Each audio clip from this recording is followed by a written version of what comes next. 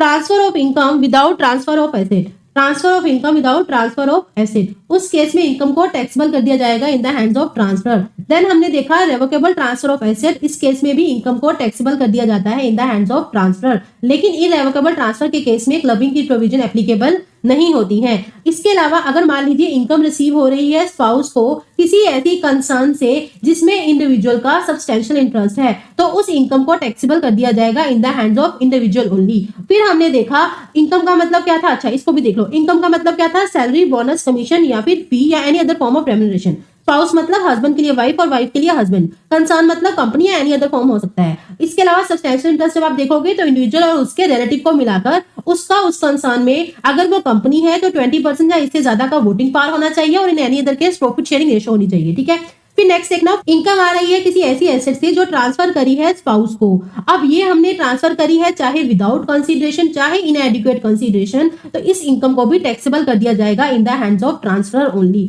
Next point देखा हमने कि इनकम आ रही है किसी ऐसी एसेट से जो ट्रांसफर करी है अनदर पर्सन को for the benefit of spouse, फिर वो चाहे विदाउट कंसीडरेशन करी हो चाहे इनएडिक्वेट कंसीडरेशन करी हो, इसको भी टैक्सेबल कर दिया जाएगा in the hands of transfer. फिर हमने देखा इनकम आ रही है किसी ऐसी एसेट से जो ट्रांसफर करी है सन की वाइफ को, तो इसे भी टैक्सेबल कर दिया जाएगा in the hands of a transfer, फिर वो चाहे विदाउट कंसीडरेशन हो चाहे इनएडिक्वेट कंसीडरेशन हो। ये दोनों पॉइंट तो सेम थे, बस स्पाउस की जगह सन वाइफ आ गई थी। नेक्स्ट पॉइंट हमारे पास आया था कि इनकम आ रही है किसी ऐसी एसेट से जो ट्रांसफर करी है किसी अनदर पर्सन को for the benefit of son wife, फिर वो चाहे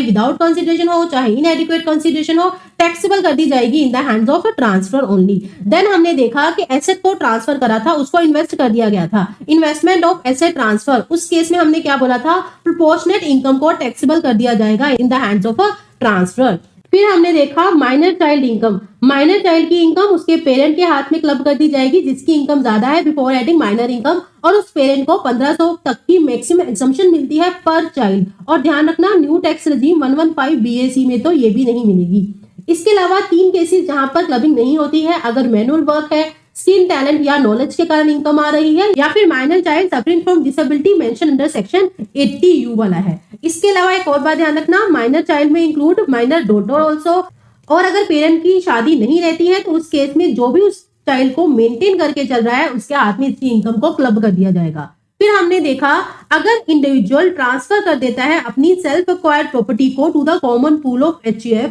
उस केस में उससे आने वाली इनकम भी क्लब कर दी जाएगी in the hands of a individual only.